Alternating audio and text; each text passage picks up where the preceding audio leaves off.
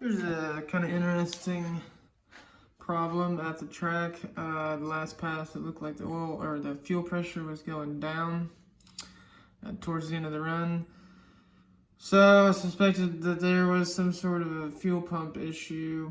So I've been checking here, and so I have the power wire and the ground here, power and ground, on this rear pump. Okay, so come in here, flip the switch, and you should hear the fuel pump come on, but it doesn't. Okay, now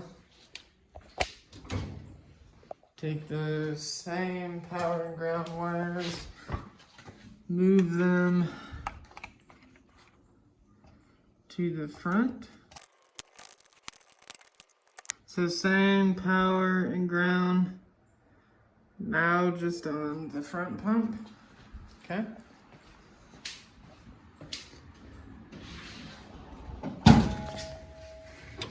Hit the switch, fuel pump comes on. You can hear it come on. Okay. But now here's the part that I don't understand is, let's see here, I can take power from this little 12-volt battery, power, ground,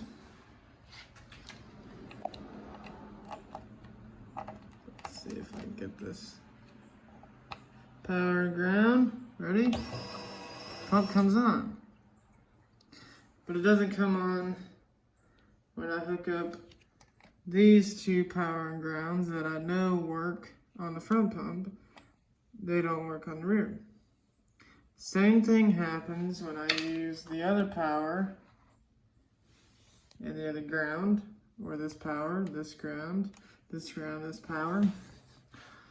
I'm not really sure what I'm missing here. That there's some sort of, I don't know. So I guess what I'm going to do is go ahead and pull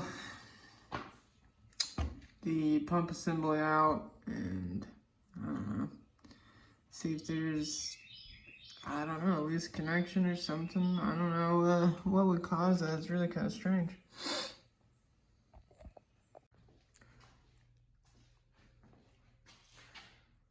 So after the last pass number 2 at Commerce, I noticed in the data log that the fuel pressure was dropping at the end of the pass. Ended up being a fuel pump, but one thing that I had wrong was I had this -6 as my return. You look in there, that's all you have for return. Okay, so I had two 450 liter an hour pumps going through two 6AN lines, and then only one return that went through this error mode regulator, which it worked fine to regulate the pressure, but it was kind of deadheading the pump, I guess. It was creating a lot of stress on it because as I run two pumps, I've got two powers and they just come on, I mean, full blast the whole time. So this tiny -6 return for two of those wasn't enough. So I've purchased a larger regulator. It's got 5 returns that could be plumbed in. I've got a 1/8 inch MPT for my fuel pressure sensor, and I've got 2 lines going in, -8 lines coming from the back of the fuel rails, those red fuel rails, going to here, and then on the bottom is a -10 that'll return to the tank. Yeah, so it'll have as much return as it needs. It can return 100% if it needed to. So there's not any, added stress on the pump or anything like that. You get a lot of heat. You get a lot of issues whenever you kind of stress out pumps like that. Whenever you're restricting the return on full flow, so it's just not good for the pumps. So.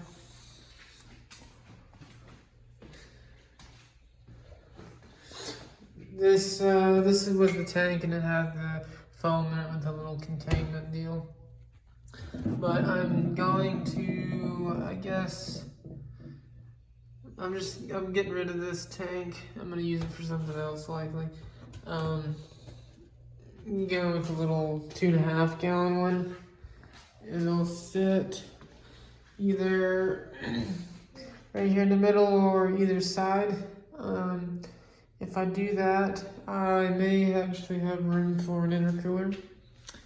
Have not decided yet, so I'll wait until I get that tank to see how everything fits up. If there is enough room, then I may end up intercooling this thing with like a water to air, and finding somewhere, maybe passenger area, to put a water tank.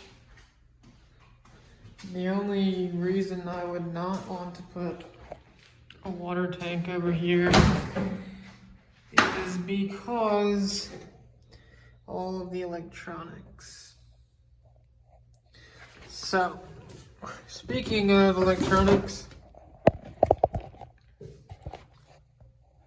I've been running these MSD MAC valves. I mean, they've been good so far, or that's what I thought. So what's actually happening is I'm not having enough flow to keep up with what I'm demanding for dome pressure. Also, whenever I finish, my pass, and it's supposed to be bleeding off all the dome pressure, it takes forever. I'm talking like over a minute to return back down to 1-2 pounds. So if you have a strategy where you want to, say, have some sort of a safety, it goes up to 30 pounds, 31 pounds, and at 30 it's supposed to revert to wastegate. This thing wouldn't revert to wastegate. It would tell it to, but it would stay hung up there. And if you're in a lean situation or something like that, I mean, it's not pulling any boost out. It continues. So I ended up getting some Holley bullet valves. They flow, I think it said 90% more than these. So that will be a much needed upgrade. So it'll be able to follow a boost curve much easier. I think I can just tap into my wires. Actually, I should be able to just pin them into this connector, the Deutsch connector. And there's a couple settings on the software, and it should be pretty much plug and play. I mean, I think all these ports, the 1/4 inch push lock stuff, it's all the same. So just waiting on some of that stuff to arrive, and I'll test everything, make sure it all works and it follows the boost curve, or curve that I'm looking for, and can drop out as quickly as I needed to. So we'll see. Trying to get out there this Friday. As long as everything shows up and the weather is good, then we're trying to go for a 7-second pass, I believe. Alright, looks like just about everything showed up for the fuel system. And also the replacement for the MAC valves right here.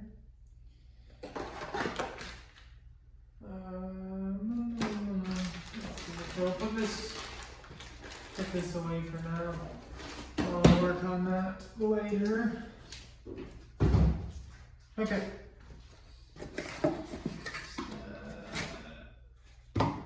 Fuel filter here.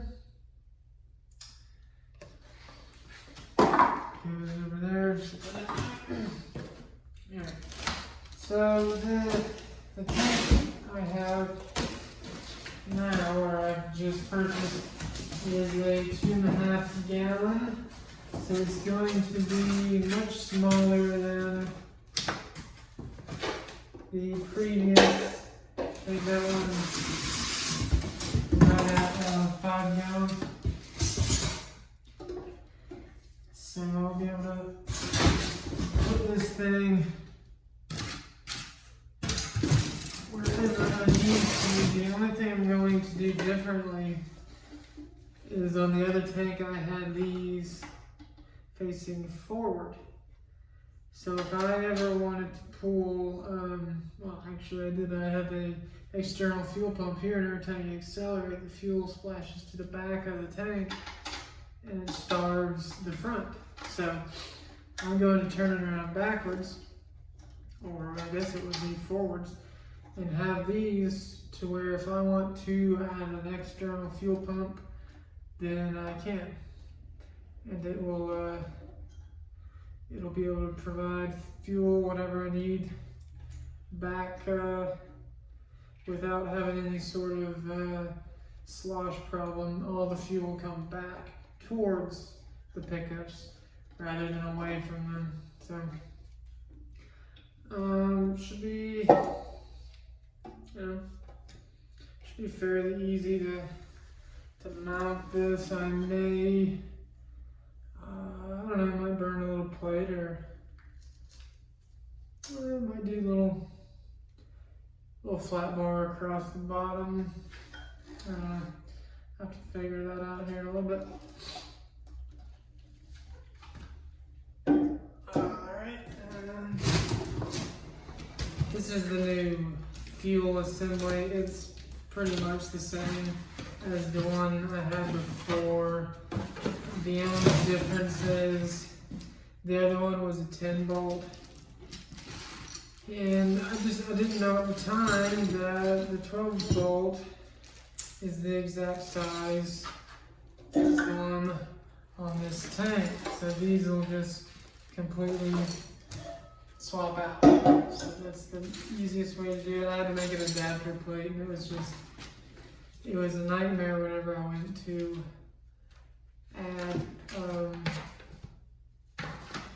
add the bigger fuel pumps. They're a little bit wider, so it was an issue of fitting it into that space. But these right here is the same deal as I had before, as far as 450 liter an hour pumps. It's adjustable for any height, well, between I think like 7.5 and 12 inches, something like that. But this top right here mounts directly to the top of that one, and it's already got the wires running through, so I just have to terminate those, and that'll be good to go. Little socks for the pumps. So, this must be for the return. Yeah. Yep. Okay.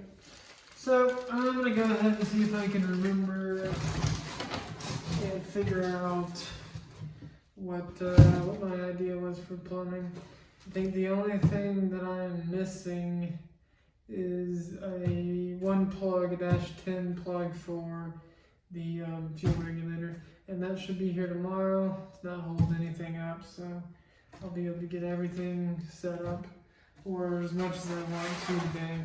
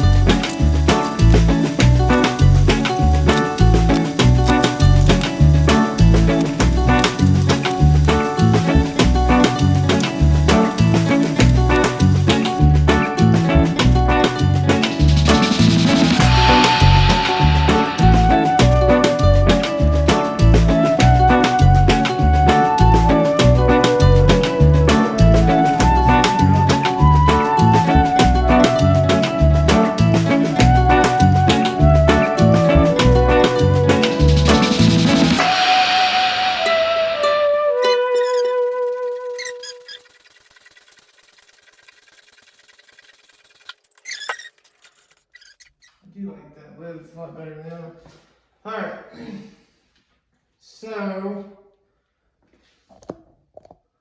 what I gotta do is turn it on, make sure the pumps prime up, and I need 43 pounds of fuel pressure, but I need 43 pounds of pressure while it's running. You know, while it's running, it's consuming fuel, and without a boost reference line.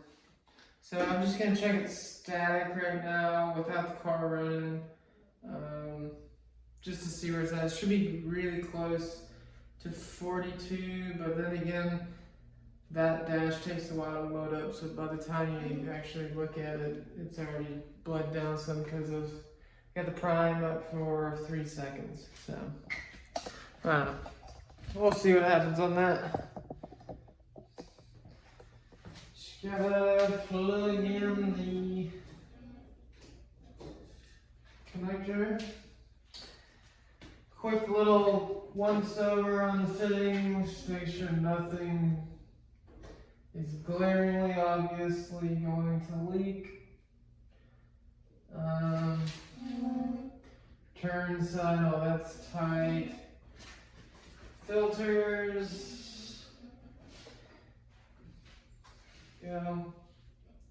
So nothing is obviously loose. So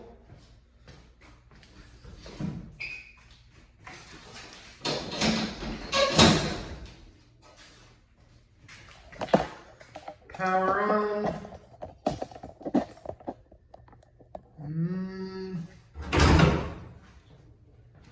Ignition on.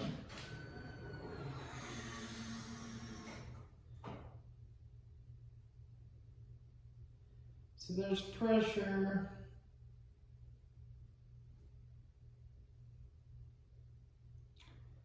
£25. And that's holding pressure way better than that other deal was. Because it would almost instantly bleed off.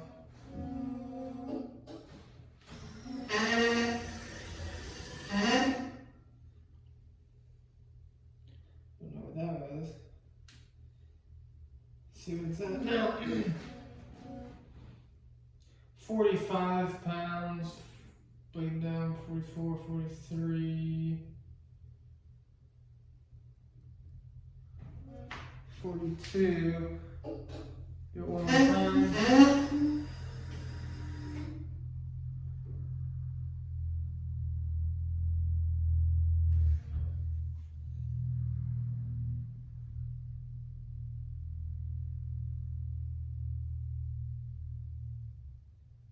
So, I mean, it should be close. It's actually bleeding down. 38, 37, 36. So, have to adjust it a little bit, but looking like everything is dry. No leaks so far, so that's good.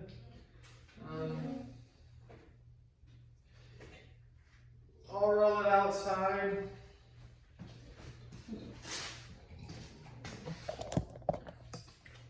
I'll roll the car outside and crank it and adjust the regulator to, you know, whatever it needs.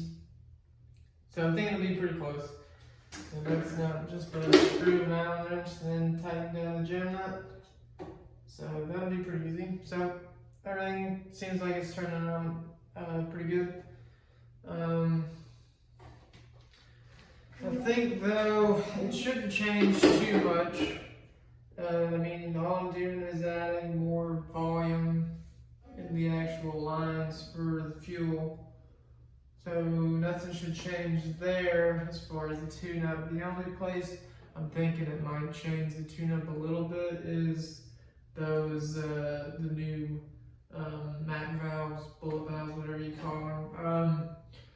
Because on the other valves, I was demanding a certain plot, but the actually what it was physically doing was delayed. So if I put in the same tune-up, what's likely to happen is that's going to happen quicker. So the same tune-up I had last time is going to be different, I think, even from the release of the trans brake. So I don't know, I might tinker with the tune-up a little bit, but, you know, smooth it out a little bit more, because whenever, you know, it's got a delay, it's got kind of a, by default, you know, just by what it's doing, its limitations, the actual flow to the wastegate, it'll have its own little ramp. So I'm thinking with these higher flow valves that it's gonna follow my sharper curve the way it's actually intended to. So that's definitely gonna change, you know, everything from the 60-foot, even, you know, the release of the trans brake to, you know, the 330, whatever, until it finally gets up there. So all that's gonna be different. So I don't know if I can rely on the tune-up that I had on it. I think the main issues that I don't want to happen, or problems that I don't want to have occur, or I don't want to spin the tires on my head. Which, the last passes, the fastest 60 foot was a 138 or something like that, which is not good. And it was consistently doing a 1460 foot, which, with these taller tires, it's got more rollout, so it's going to take a little bit more power to get the thing moving. So, I'm definitely going to have to put more power in it just to get a, 1260. I was able to put 5.5 pounds of boost on the lead, which I've never been able to do, but I'm not getting a better 60 foot. So that just means that I'm going to have to add even more boost pressure on the launch. So it's good that these tires are taking that, but if I'm not actually getting any gains, none of it's worth it. So the only thing that might be beneficial, and you can kind of see it on the log, is when you lead with more boost, regardless of you having a better 60 foot or not, your 330 picks up because you're able to get into that boost and get that thing rolling quicker. So there are benefits to it. If I get the 60 foot back down to 1.2 and then start knocking it down, the main goal is, I don't care, before I could get a decent 60 foot, but then the next pass, it would spin the tires. What I'm looking for now is not, one miracle pass and then, takes months to finally get the thing to do that again. I want repeatability. I want to be able to make a pass, get a number, and I want to be able to repeat that number and then start knocking it down. I'm getting a little tired of, I ran a 7-second pass and then I can't even get close to that. So I want to be able to put a tune in and, know within a few numbers that it's going to run, what I put in there without spinning, without doing something, unpredictable as far as out, down the track. Just, learning what the car wants, what it needs, and how it reacts to the actual figures that I put into the software, and how those translate back into reality. So I should be able to make it out to the track tomorrow. Weather's looking okay, we keep an eye on that. The plan is I'm going to try and get after it a little bit harder than I have been. I'm not too worried about quarter mile time. I'm thinking if I can get the 60 foot 330 and 8th down, then I don't even have to add much power on the back end for it to pick up a good bit. That's what I'm thinking. So I don't think I have to pour in the boost at the end of the track to get a number. I shouldn't have to do that. If you get a number, you get the thing moving out really quickly within the first 330, you're going to have a better 8th. You're going to have a better quarter. Everything from the 60 foot on is going to increase if you get that thing rolling out faster. So that's going to be my plan, is to get some 330 numbers, some 60 foot numbers, some 8th mile numbers, trying to get, down in the 4-second range, or, 5.0 flat is going to pull off 4 numbers from whatever I ran before.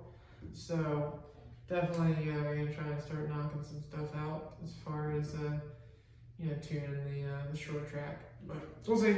Everything looks pretty good so far, so just going to check that fuel pressure, get it set up while it's running, and it should be ready to go.